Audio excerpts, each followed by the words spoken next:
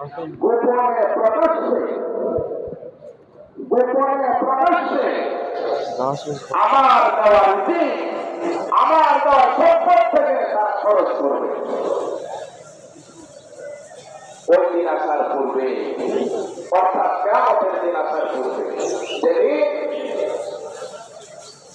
বেচা কিনা বন্ধু বান্ধব কোনো উপকার আসবে না। আজকে এই কর্মতলা তিনটা ময়দানের সাক্ষী থাকে। আল্লাহ হাবিবের ওয়াদা, যদি তোমরা আসলে গুনাহ মাফের জন্য এসে থাকো, আল্লাহ ফেরেশতাদেরকে গর্ব করে বলছেন, আমি আমার ইজ্জত বরত্ব সম্মানের কসম করে বলতেছি, যারা ঈদগাহে আসবে আমি আল্লাহ সবাইকে ক্ষমা করে দেব। আপনাদের সকলের ক্ষমা প্রাপ্ত হয়ে যেতে পারি। রাজি আছেন ইনশাআল্লাহ? শুধু ক্ষমা নয়, তোমাদের গুনাহগুলি আল্লাহ তাআলা নেকের দ্বারা পরিবর্তন করে দিবেন। আল্লাহ তাআলা আমাদের সকল পবিত্র গুণমুক্ত জীবন করার তৌফিক দান করুন। আমিন।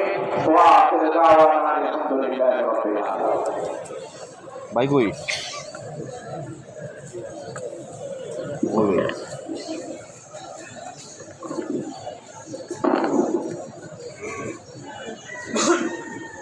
চলো আসসালামু আলাইকুম ওয়া রাহমাতুল্লাহ। দিদি যাওয়া যাবো, তুমি আসো। আলহামদুলিল্লাহ ওয়াসসালাতু আলা রাসূলিল্লাহ। আল্লাহুম্মা সাল্লি ওয়া সাল্লিম ওয়া বারিক আলাইহি। নামাজের টাইমটা হচ্ছে 7:30। অনেক লোক দাঁড়িয়ে আছেন, দাঁড়িয়ে মসজিদের ভিতরে যারা মসজিদের ভিতরে যারা থাকে ওখানে নামাজের কোনো অসুবিধা নেই। দোকানে থাকে, দোকানের পরিস্থিতিতে নামাজ দাঁড়াতে পারে। আর যারা ভিতরে একটু গ্যাপ আছে, নামাজে দাঁড়াইলে নামাজগুলা ভিতরে বাইরে আল্লাহ তাআলা আমাদেরকে রমজান রোজা তারাবি নামাজ পড়ার তৌফিক দিয়েছেন।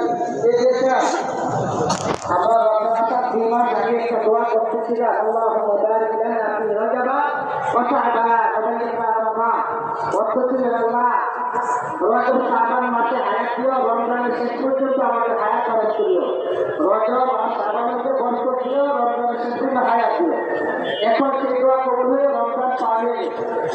রমজান যারা পাইছে, রোজা রাখছে, নামাজ পড়ছে, আল্লাহ হাবিবের ঘোষণা, আল্লাহর পক্ষ থেকে ঘোষণাটা, মুফিরা লাহু মা তাকাদ্দামা মিন যামবি, তার জীবনের যত প্রকার গুনাহ আছে সব গুনাহ মাফ হয়ে